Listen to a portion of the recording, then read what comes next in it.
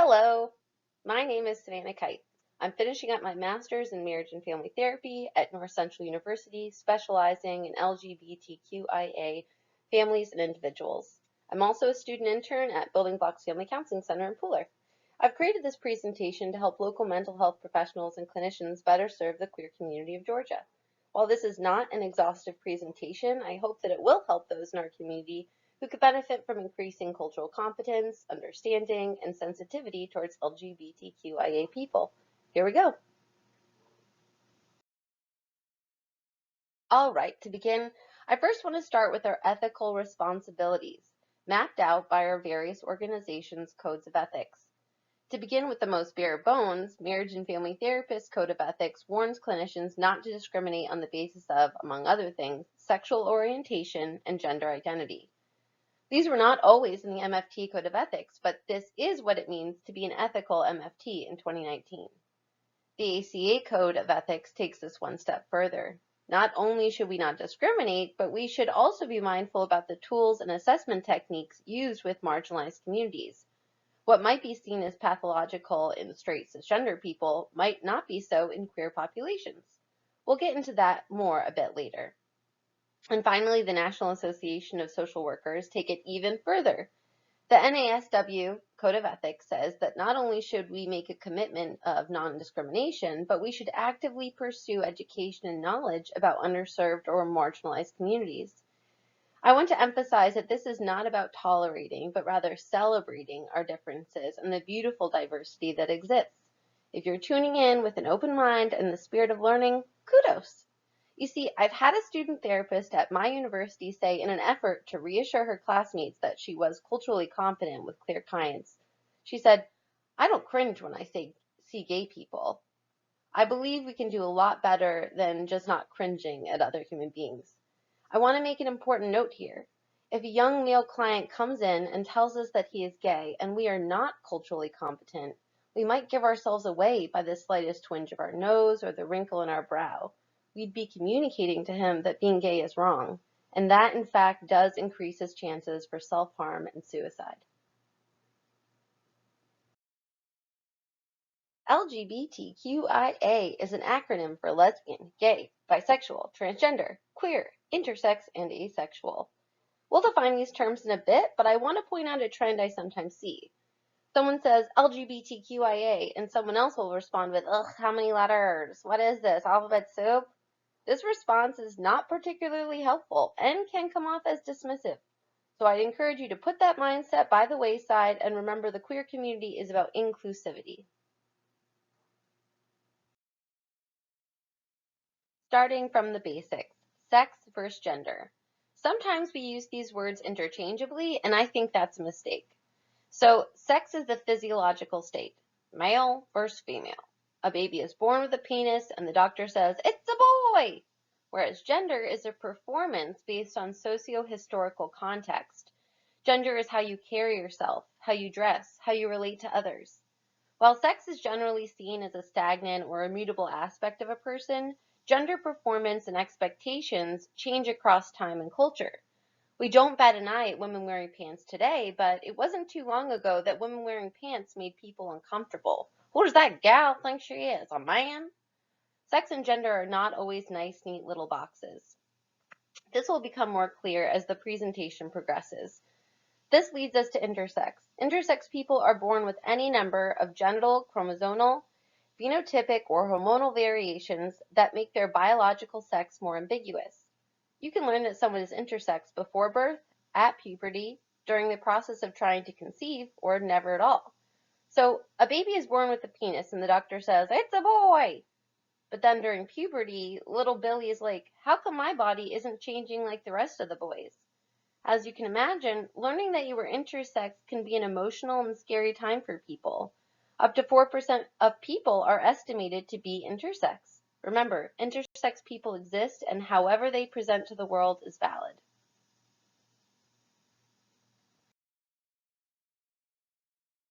All right, I want to explore what it means to be transgender.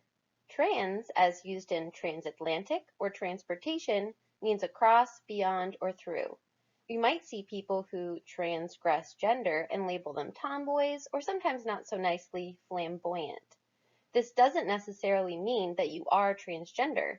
You could just be a boy that has an affinity for the arts. Being transgender is self-defined. You decide if you are transgender. I'm going to leave out the information on the DSM-5's diagnosis of gender dysphoria for various reasons. One of which is that I believe it pathologizes trans people and is a conversation for another time. Trans people should always be referred to as the gender that they present as, or the gender that they ask for you to refer to them as. It does not matter if a 7-foot-tall person walks into your office wearing work boots and a cowboy hat. If they say their name is Sally and they use she, her, from then on it is your responsibility to welcome Sally into your office and offer her a seat. Also, please note, do not dead name Sally. A dead name is a name given to a person at birth that no longer reflects who they are. Calling them by their dead name can be incredibly destructive and hurtful. However your system works, find a way to use their new, real name. I'm sure you've all heard of drag queens or drag kings. Drag kings and queens can be transgender, or they can just really enjoy transgressing gender for political or entertainment purposes. Our own late great Lady Chablis of Savannah, Georgia, was a transgender woman who also performed as a drag queen. People may also define themselves as non-binary, gender non-conforming, or androgynous. They don't fit into nice, neat little boxes of man or woman. They are just who they are. Sometimes non-binary people use pronouns like they, them, or their. Instead of Mrs. or Mr., they go by mix. This sounds like something that is hard to get used to, but I assure you, you are smart and capable of making this change. A special note, transgender is an adjective, like short or funny. It is not a noun. No one is a short. It is not a verb. There is no ed at the end. You are not funnied. This nuance is important, and using the word inappropriately will be quickly noticed. And finally, cisgender. Cisgender is probably what a majority of you are. That means that your sex and gender align neatly.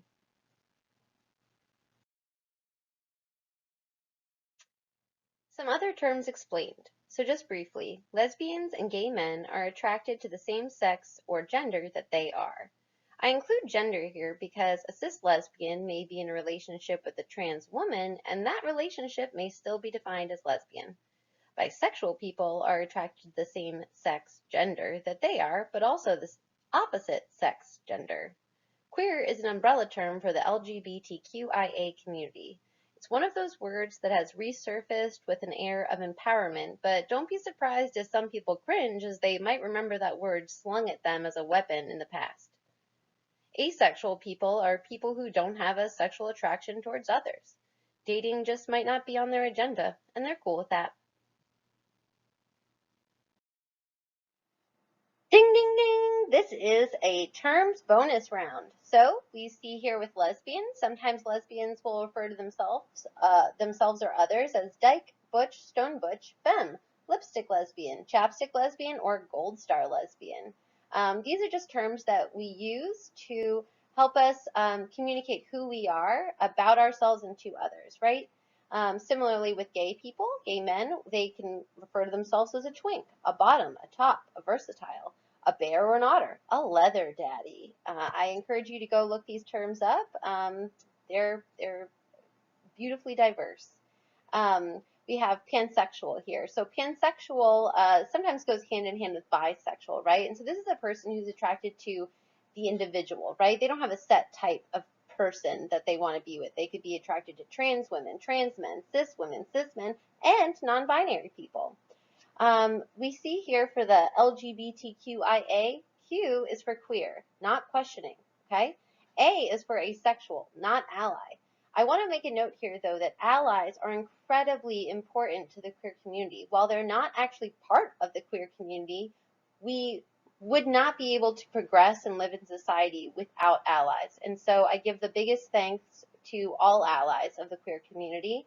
I am very thankful that you're here listening, and yay, thank you. As a mental health professional, what terms should you use? Before you ever meet with a client, you can convey a sense of acceptance in your intake packet. Instead of using husband or wife, you can create options for spouse or partner. When ascertaining whether the client is legally male or female, but still being cognizant of the variations of sexual and gender identity, you can create an additional box for gender identity. I would generally stay away from the term homosexual when working with clients, colleagues, and even the general public, as it connotes a sense of pathology.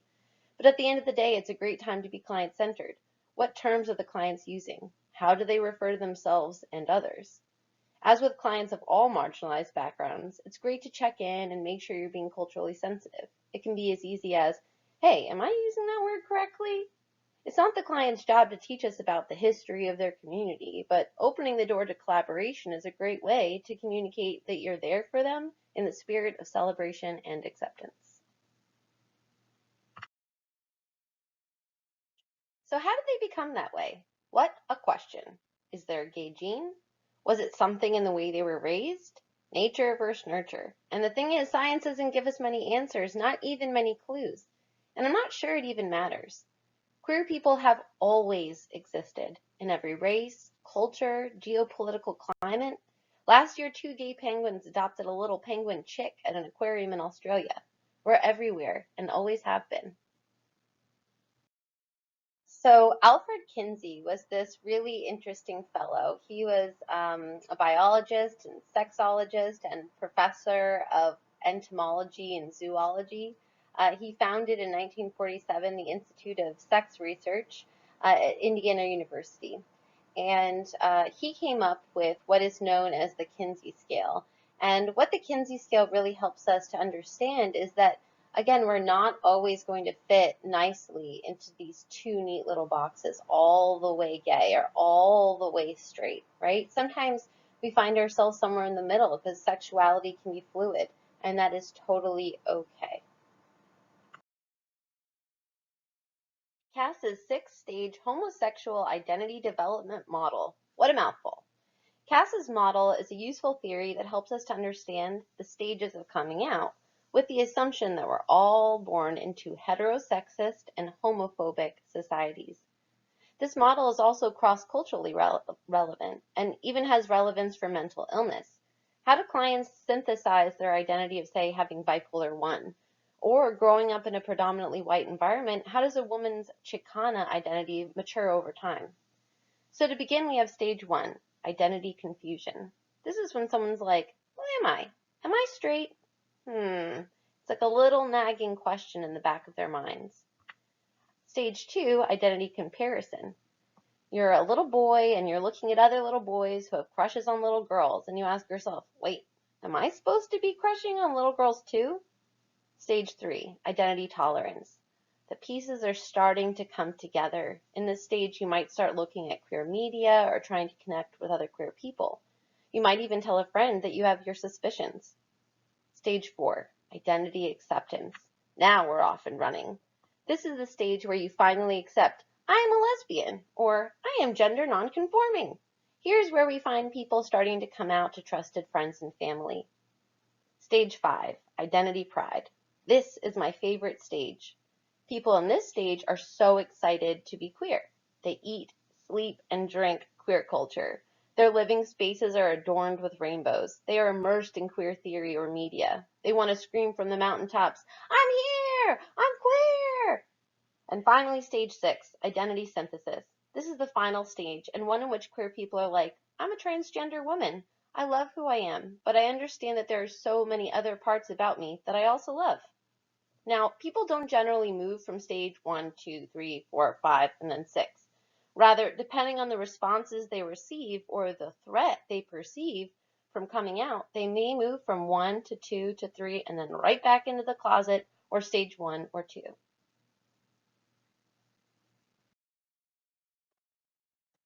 There always seems to be a certain amount of hoopla when it comes to children being near queer adults.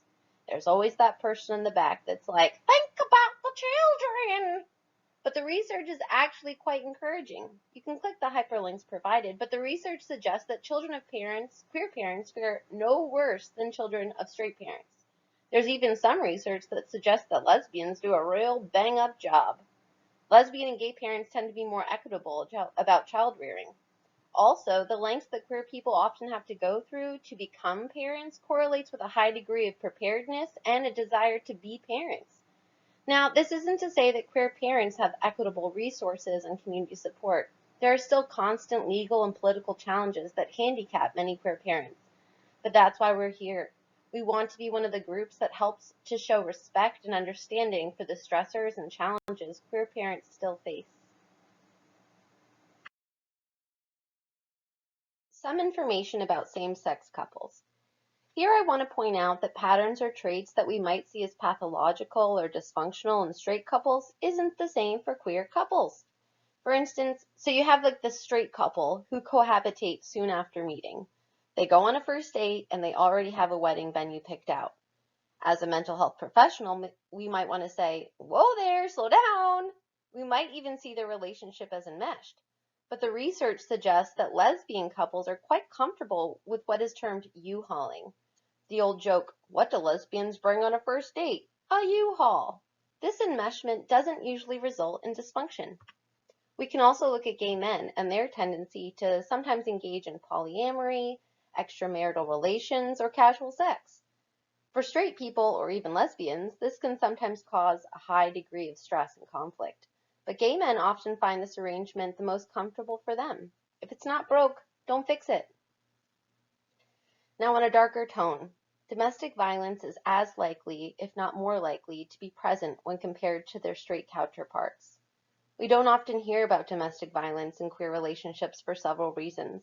For one, queer people have a long and ugly history with police violence. We'll get into that more a bit later.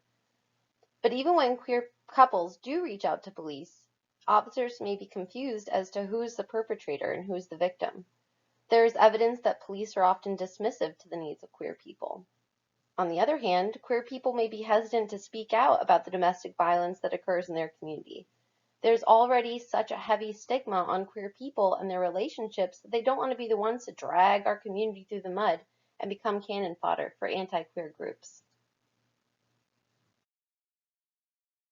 Minority stress theory helps us understand that a lifetime of harassment, discrimination, and hostility towards the queer community translates to disparities in the physical and mental health of queer people.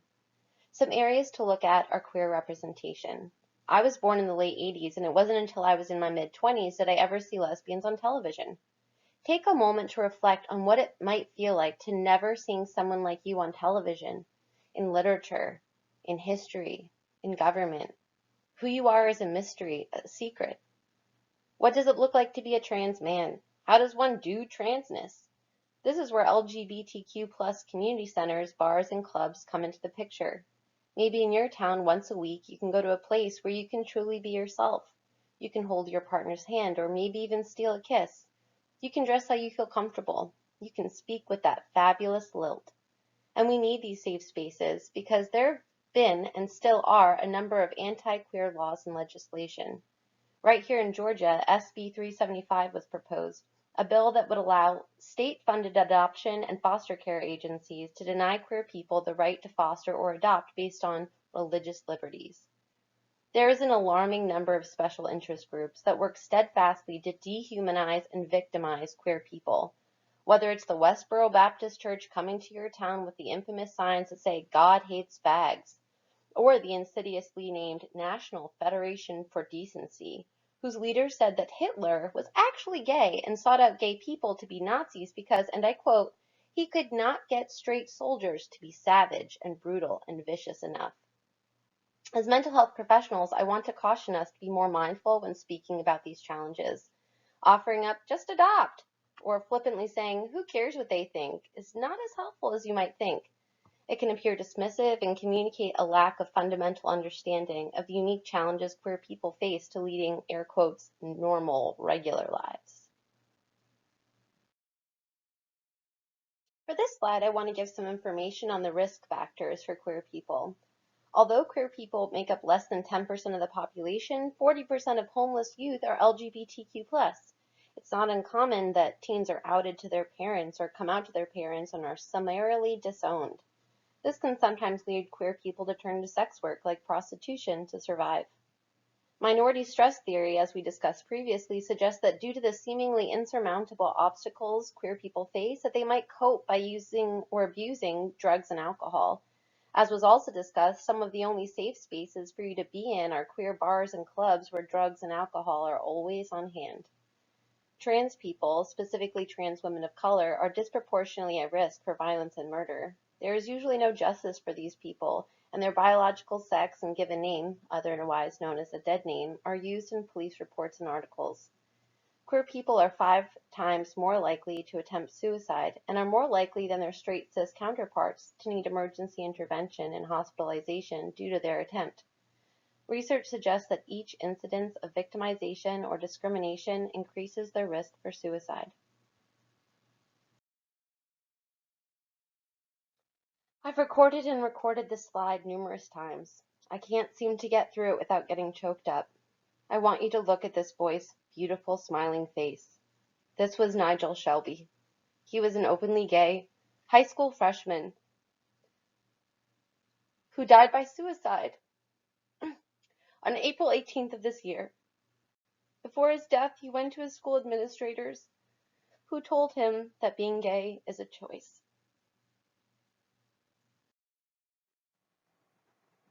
Some historical context. The Stonewall riots took place in 1969 as a response to police violence towards queer people. See, there were laws in the books that at the time demanded that people wear a certain number of gender-conforming clothing items. So men would wear ties or jackets, and women would wear dresses or jewelry. At queer bars, where again people felt safe gender bending or wearing clothes that make them feel comfortable, when the police would be around, an alarm or bell would sound that would communicate to the patrons that they needed to evacuate or switch clothing items with other members to escape punishment. It was not uncommon for police to enter the bar and arrest, beat, and sexually assault patrons who did not comply with this law. Fast forward to the mid-2000s, and we see a number of states adopting legislation that allowed same-sex couples to legally marry, but it wasn't until 2015 that federal law took effect. In a majority of states, the gay or trans panic defense is not banned. A gay panic defense is when a person who has either assaulted or murdered a gay person, or a person they perceive to be gay, uses the defense in court that they were just so scared by seeing a gay person that they just couldn't help themselves.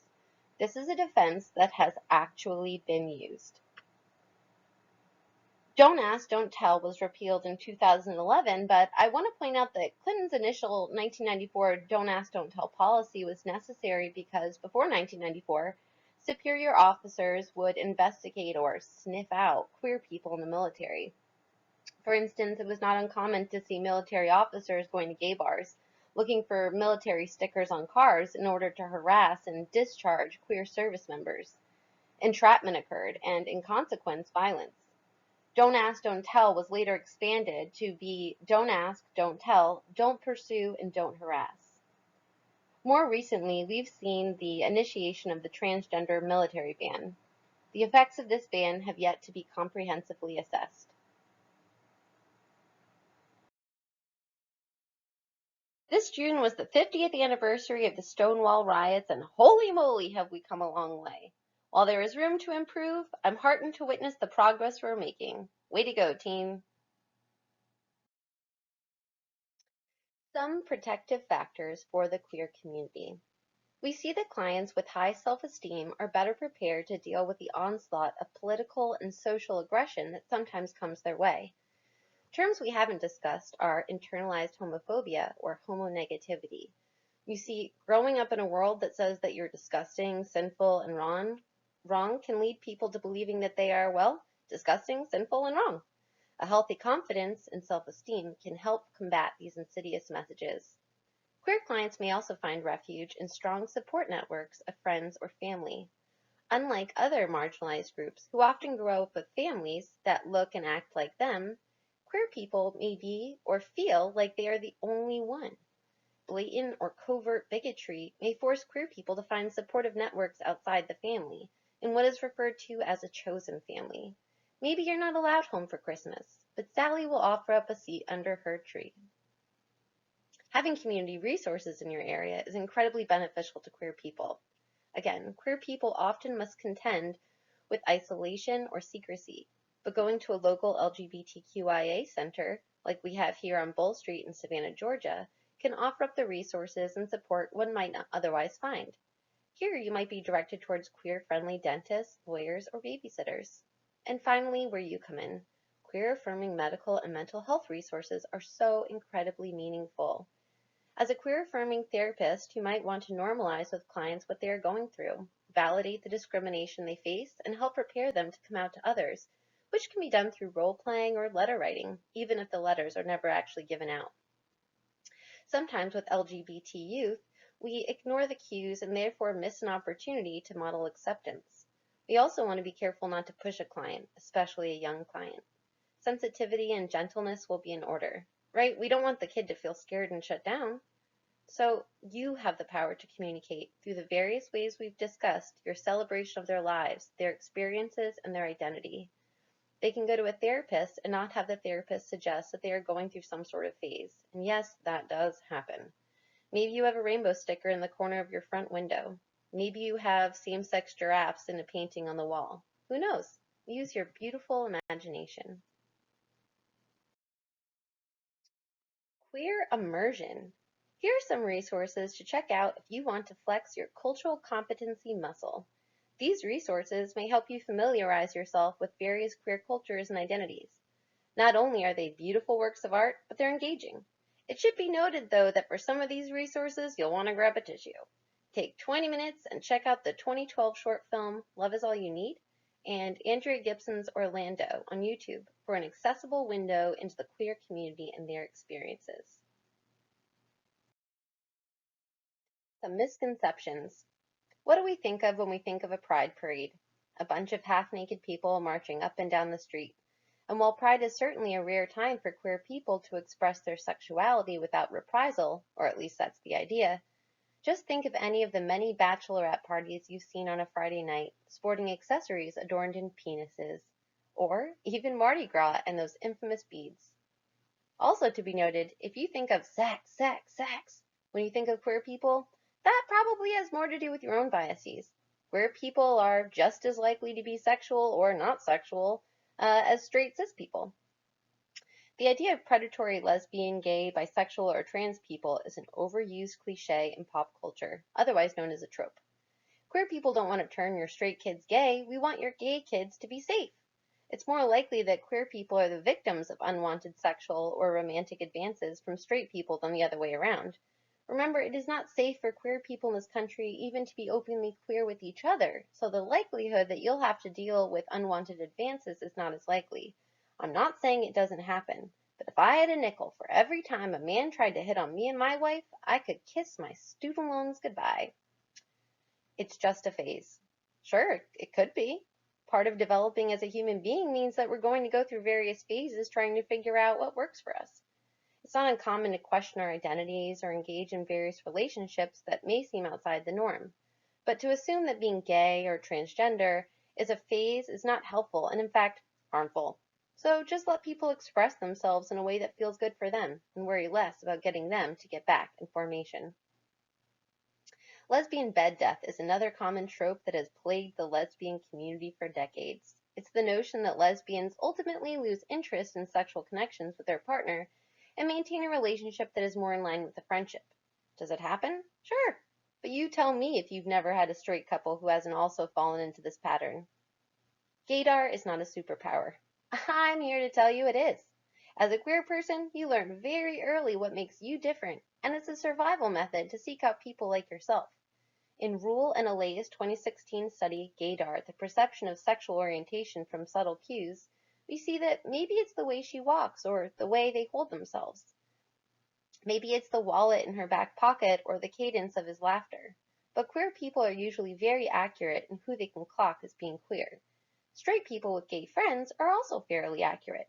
Interestingly, people with homophobic biases tend to be the least accurate, despite their confidence to the contrary. Queer people are less likely to engage in heteronormative or cisnormative thinking, so when they see someone, they don't automatically assume that they're straight or cisgender. conclusion, I just wanted to give gratitude to anyone who stuck through this presentation. Your attendance has been noted, and you will receive your allyship card in the mail on February 31st of this upcoming year. In all seriousness, I cannot overstate how your commitment to learning and being an affirmative clinician will send ripples into our community and create a more safe and welcoming climate for generations to come. Thank you, thank you, thank you from the bottom of my heart.